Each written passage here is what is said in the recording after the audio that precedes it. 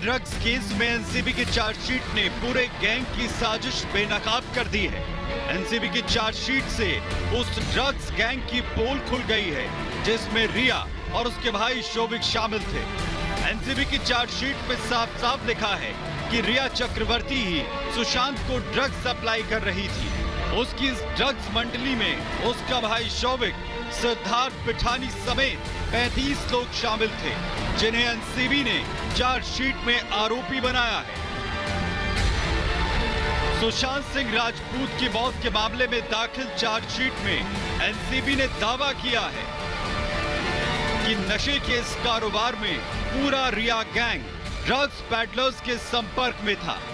Chargesheet में लिखा है कि आरोपी नंबर 10 रिया चक्रवर्ती ने नशे की कई खेप आरोपी नंबर 6 सैमुअल मिरांडा, आरोपी नंबर 7 शोभिक चक्रवर्ती और आरोपी नंबर 8 दीपेश सावंत से ली। इसके बाद रिया ने इस ड्रग्स को सुशांत सिंह राजपूत तक पहुंचाया।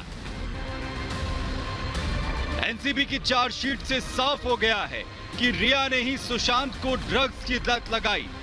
शोभिक अपनी बहन रिया के जरिए सुशांत सिंह राजपूत को ड्रग्स की सप्लाई करता था, यानी दोनों भाई बहन मिलकर ड्रग्स की पुड़िया का बड़ा कारोबार चला रहे थे।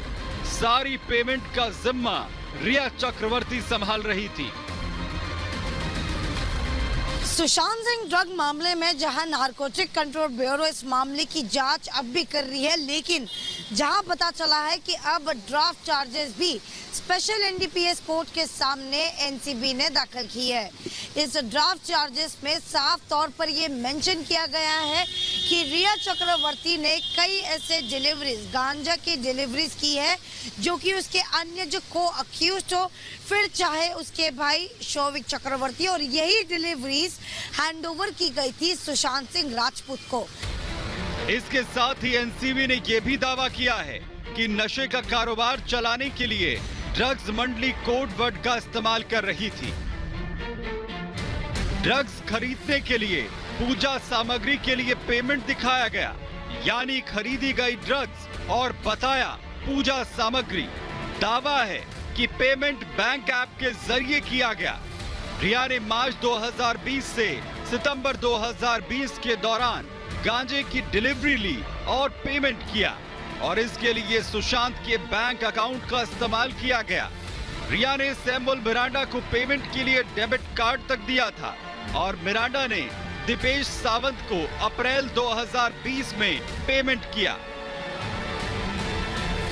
एनसीबी का दावा है कि ये सारी बातें रिया ने पूछताछ के दौरान बताई थी।